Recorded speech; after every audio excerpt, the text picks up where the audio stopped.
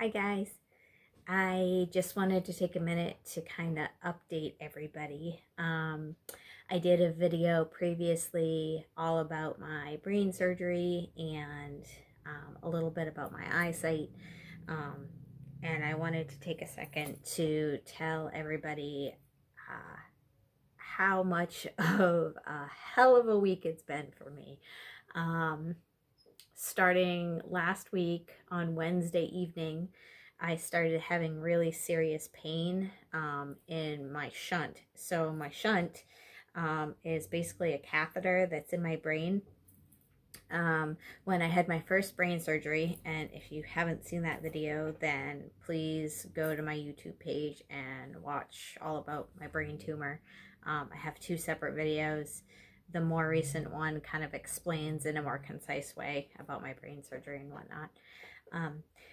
But essentially, when I had my tumor removed, I had a whole bunch of extra cerebrospinal fluid in my head, and they put in a shunt. And my shunt is essentially a pump that's in my head. It's like a catheter. And they drilled a hole in my skull and attached the catheter into a ventricle that's in my brain. So when I have extra fluid in my head, or in my case, now that I don't have hydrocephalus and extra fluid, it just takes the natural place of my brain, draining my cerebrospinal fluid. Because it's most likely that my tumor was so large that it disrupted my brain's ability to naturally be able to drain these things. So the shunt now takes the fluid out of my head, drains it down a tube that's right here, goes down my chest into my stomach. And for the last couple years, I've been getting this really strange lump in my stomach. I'll attach a photo and show you guys the picture of what it looks like when it blows up, but it only happens sometimes. It can be really sore and inflamed. I like to call it an episode. I don't know what else to call it. So it gets really sore and inflamed, and it can be like that for a week, and then it goes away. It can go away for months, and then it comes back, and sometimes it's more of a larger lump and it's more sore. And so anyway, this has been going on and off for a couple of years.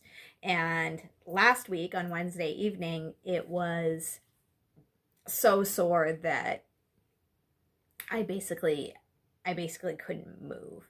I was constantly holding my stomach right here, where my incision is. So the lump and the inflammation is right above where my scar is. I can show you guys my scar. So if you look right here, you can see that I have an incision on my stomach. And my lump, when it happens, is right above my incision. Obviously, it's not happening right now. But so from Wednesday evening until about Saturday evening, it was a much more intense episode than I've ever had before in the years that this has been happening. And I've been to the ER. I've been to the neurosurgeon. I've told them there's something going on with my shunt, and I haven't gotten any answers yet. So this past week, I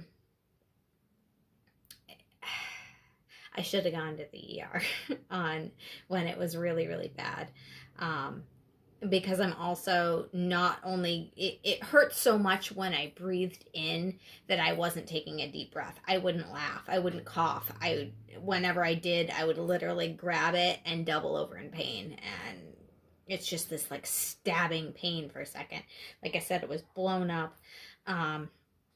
And I've been getting these headaches in my shunt, like specifically, I mean, obviously it's not in my shunt because it's a separate device. It doesn't have feelings, it doesn't have nerves, but the pain is literally right on top of my shunt. And I mean, I've got a lot less hair here now. I mean, you can see that I have less hair here than I do on this side. That's from the scars and the surgery from my shunt, but you can't really see it. I mean, there's nothing much to really even see at this point. I mean, it's a lump, but you'd have to shave my head to be able to really see anything. But yeah, so that lasted for days. I did not go to the ER. I basically did a bunch of research, figured out that it's most likely a pseudocyst. Talked to a bunch of other people who had them. Well, not a bunch, like 10. So that's pretty good. And everybody said, yeah, that's pretty much a pseudocyst. It most likely would not have shown up on the CT scans and the X-ray shunt series that I had done. But there's something serious going on, and I was in a lot of pain, and now it's gone away, because that's what it does. But the headaches in my shunt, I actually have one right now. It's like this really intense pulsing, aching feeling, and it happens and then it goes away. It happens and it goes away. And I also got really, really dizzy a couple days in a row. It was like these headaches started Sunday when the shunt started to get better. The headaches kicked in, and then the dizziness kicked in, and it's all. I also get headaches over here on this side, but it's not nearly as intense. It's like this really intense feeling here, and then sometimes it's like countered on the other side, and then it goes away. So I'm actually feeling a little weird right now. But it hasn't been happening today nearly as much. Just like the swelling is gone. So I don't know what to make out of all of it. I'm regretting that I didn't I'm regretting that I didn't take care of it when it was serious. So at least now I have a plan. My plan is to absolutely 100% go to the main medical center ER and get it looked at when it is inflamed and swollen and sticking out of my abdomen. And now I'm getting all these other symptoms. This past time it was worse than ever. So I assume that the next time that this gets inflamed for whatever reason that it does that, I assume it's going to be just as bad. But I don't know. So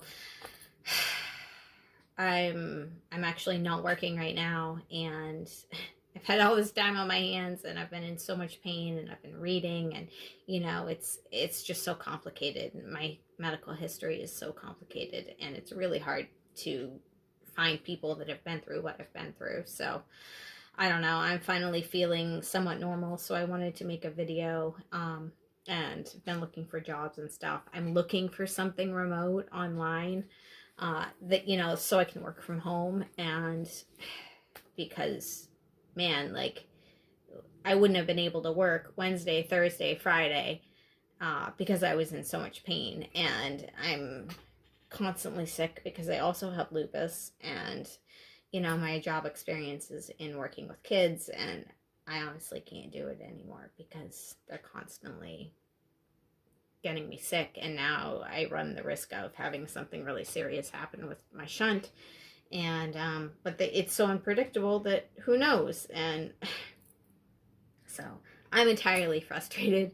If anybody has any kind words or entry-level jobs that I could do online and great recommendations, then please leave me a comment. I really appreciate you guys watching. Thank you. Take care, guys.